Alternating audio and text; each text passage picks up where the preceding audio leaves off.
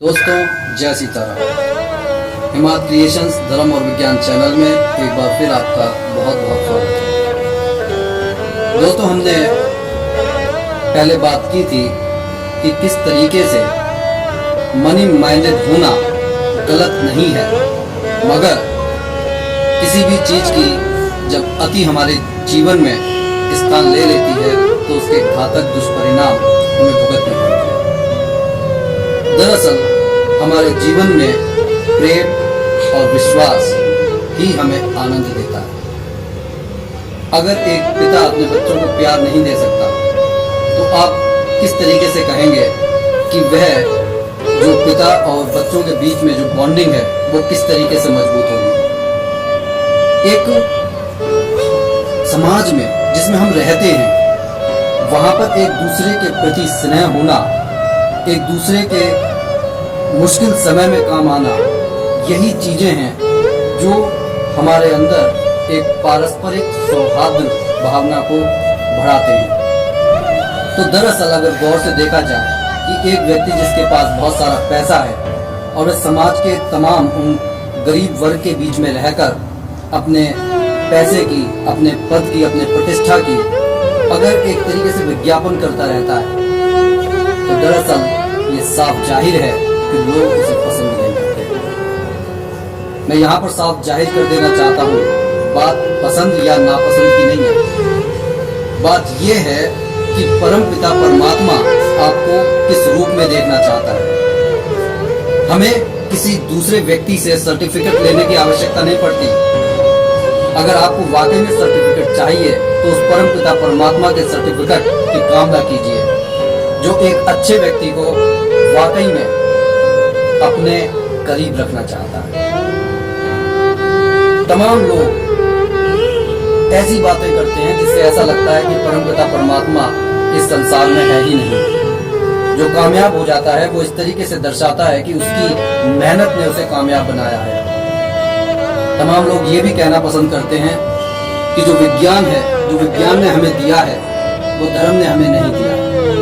कैसे कह सकते हैं? धर्म ने हमें क्या नहीं दिया?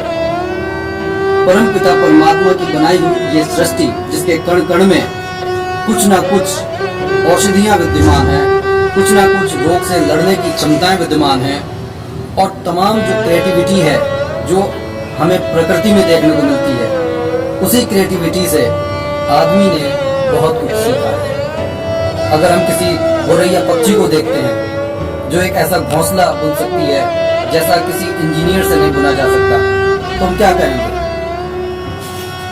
कि वो जीव जंतु जो इस तरीके से क्रियाकलाप करते हैं किस लिए करते हैं?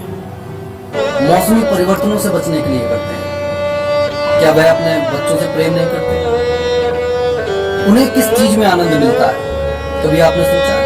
कभी आप नीले आसमान में झांक कर देखिए, जहां पर पंछी अपने पंखों को फैलाकर उड़ते हैं, उन्हें उसमें आनंद मिलता है, लेकिन उन्हें भी विश्राम चाहिए। लेकिन एक मानव एक ऐसा व्यक्ति बन गया है, एक ऐसा जीव जंतु मान सकते हैं कि जिसका दिमाग कभी रिलैक्स ही नहीं होता। और रिलैक्स हो भी कैसे?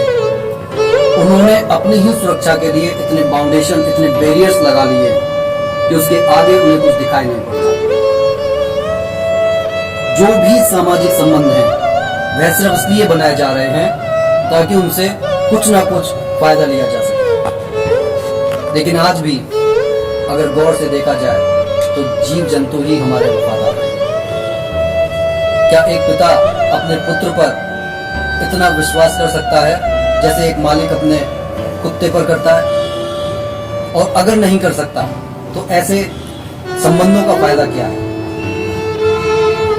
सिर्फ मनी माइंडेड होकर हम अपने आगे की जनरेशन में ये एक संदेश पहुंचा रहे हैं कि संसार में पैसे के अलावा कुछ भी अपना नहीं है। लेकिन सच्चाई ये है कि एक करोड़पति भी जब शमशान में जाता है तो सिर्फ 4 कंधों पर जाता है।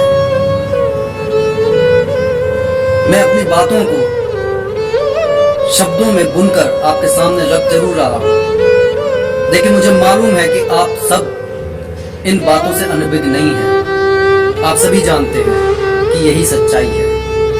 आप सभी जानते हैं कि पैसे की क्या अहमियत है।